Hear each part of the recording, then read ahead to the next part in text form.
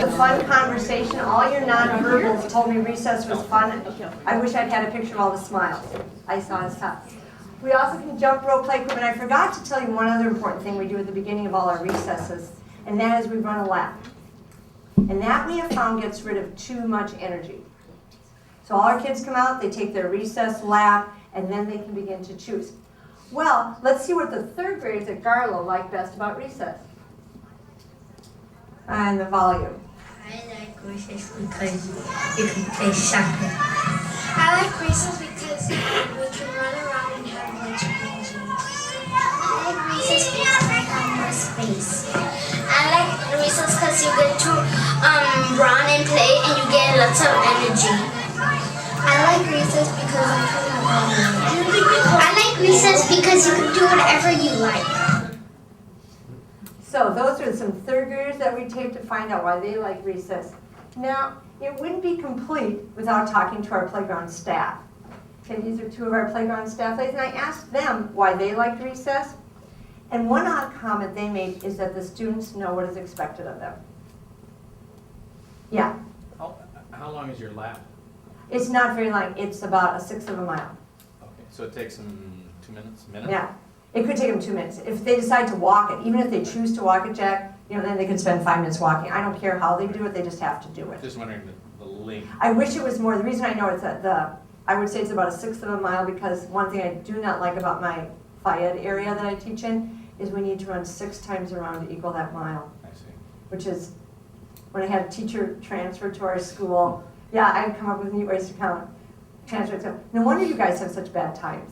I mean, he commented and said, I've never had such bad times. I think part of it is the fact you gotta go 6 times around and not 4. I wish it was a quarter. I wish it was, but it's not. Great question though. So the students know what is expected. The students want to earn sticks. So before I came over, I was talking to some second grade teachers, and I said, what's the stick interest at this point in the school year? They said, they still want them. This morning, I had a 4th grade teacher on an email saying, I know rollerblade comes in March. Can I have a 12:30 time now? Which day can I get? So these are kids who have earned their rewards. They want that other active time. So the sticks are still super important. The students are getting recognized for good behavior. You can't imagine the teachers that our playground people say, they go out and they're looking for good behavior. They have, okay, let's look for, type of thing. So they're actually psyching themselves up to look for what's important out there. Students are learning how to problem solve. So when they have a problem, they've got some tools to help the kids solve most of the problems right out there. The new basketball hoops were a huge success. One woman who's been there the same amount of time I have at the school, and I've been at the school for 15 years, said the amount of playground with the basketball hoops, having them be able to be adjustable to appropriate heights for our kids was huge. Enjoying students invent new games. They have so enjoyed seeing the creativity come out. And this one I really enjoyed. We have a school-wide behavior program at our school, and with the program in place and the active recess behavior piece in place, they said they're able to help the kids, they're able to pinpoint the kids who really need the extra help to be successful. Now for me, that said volumes. They're looking for kids to be successful. Their attitude going out is success. So, we can't get outside, and we're stuck inside. So, what comes in this little bag for indoor recess? Now, we are an environmental magnet school, and this school year we've had 1 indoor recess. So our kids are pretty well dressed to go out in just about any situation. But when it happens, it happens. So what helps an indoor recess? Okay, notice the ball will not go anyplace else. Most of the stuff was purchased through Gopher Sports, and this little item, inside and outside, has been a huge success to us. It's a stopwatch. Doesn't take much. Outside, 2 kids race around the outdoor equipment. How fast can you go? Oh, they won. Okay, huge success. Okay, I've got my stopwatch going. I want you to touch 5 walls. How long will it take you? Everybody's moving without touching anybody. 5 walls. And how long did it take? Stopwatches are great. These are from Kurt Hinson, and they're called picture analysis cards. So, I'm looking at a picture, and I have a volunteer. Otherwise, I'll just have everybody do it. So, we'll all do it, because I can see any hands go. Everybody stand up. Now, the picture analysis cards in the classroom are for an indoor recess or just for an energizer. These are also great energizers. The person leading cannot do the activity but needs to use vocabulary to get everybody to do the activity. So they're using their activity. One hand is behind your head. One hand is on your waist. One knee is on the floor. Uh-oh. Yay! You look just like my picture.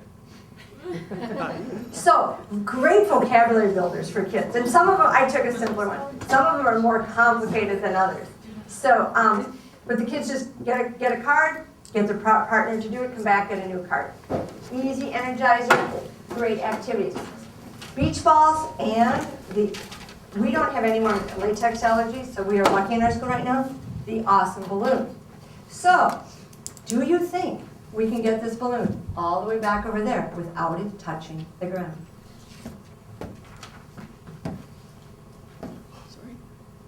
Here it goes. Oh, make sure every table gets, over it goes. Don't let it touch, it's coming back. Turn around, oh, keep it up, we're almost there. Whoa, and we can keep it going. Jack will keep it going. So, simple as a balloon, you know, you're stuck on indoor recess or even an energizer type thing. So a lot of the activities in here, I did not bring the beach ball with the words on it. Okay, so there are beach balls with words. Thank you. There are beach balls with words if you've never seen them used. Whenever you put words on a ball, it's where your thumb lands is the word you say. But again, after our volleyball unit, which I use a ton of beach balls in at the K4 level, can you keep it going back and forth across the desk? You know, again, just a simple thing. These are fun. These are juggling sticks, and I apologize, I'm not too sure how to come in. Okay, so once you get these going, again, it doesn't take up much space. The goal is to bring it up. Oops, I got going too fast. Simple little juggling sticks. They're also go for sports. And if you have not used these, either as an energizer or for recess, our recess people say they are so easy to use. They're activities laminated. All you do is spin through, pick one and go. So you need, you know, they're just in the bag for the teachers. Kids are chosen to be it, moving around. Haven't had a lot of trouble, you know, behavior management or anything with them. So they kind of move that way, and the good old stacking cups. If you have not used stacking cups, they're a great success. They even come with a video you can plug into your thing and the kids follow along. It can just be a table station. So all of these things are available to our indoor recess ladies. They said it was a totally successful day. They went in with their bag, and all the bags aren't exactly the same. There's some variations, so they would have, you know, repetitive classroom days. And they were kind of tentative to use them the first day they had to, but when they came back, they said, "Oh, yay, we'll do that again." So, right now, what you want to do is turn to a person, and the following two questions need to be asked. What are some things at Garlow that we do that are different than your school? What are some things that are the same? Same and different. Handout that my name was the one that started with that GEMS thing. So if you haven't made that change on your handout. And then on the resource page or someplace, before I show the last slide, write down one idea you want to take with you. Right now, write it down.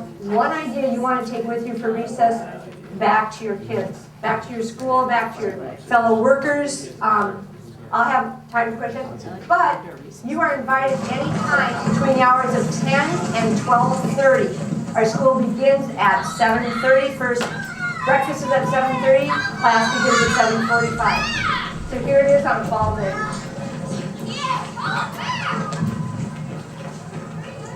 So that's what it kind of looks like with a group coming out. You remember Three. Three supervisors per grade. Three supervisors always. Hello, Kirk. It's a paid supervisor. How many classrooms? One grade level at a time. How many classrooms is that? 3 classrooms, 4 classrooms? 3 or 4, depending. Most classes run about 80 to 90 kids. Every grade has 80 to 90 kids out there.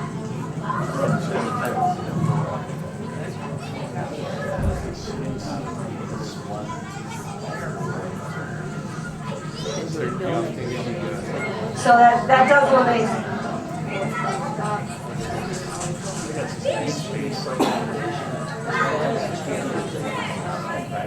So, I could let it run on. So I hope everybody heard that we have approximately 80 to 90 kids per grade level. Every grade has their own recess.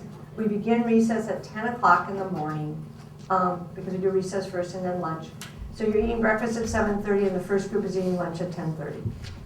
Our kids leave about 2:15 in the afternoon. So that's kind of some logistic-y kind of questions. So they all eat as a grade level? They eat as a grade level with their teacher's supervision. Gotcha. Teacher supervised? Teacher supervised lunch. So we changed when we went from the 10-minute recess or 12-minute recess. The teachers by contract have a 30-minute duty-free lunch. Okay, so our staff decided to take their 30-minute duty-free lunch and put all that time into the kids' recess, and they supervise the lunchroom.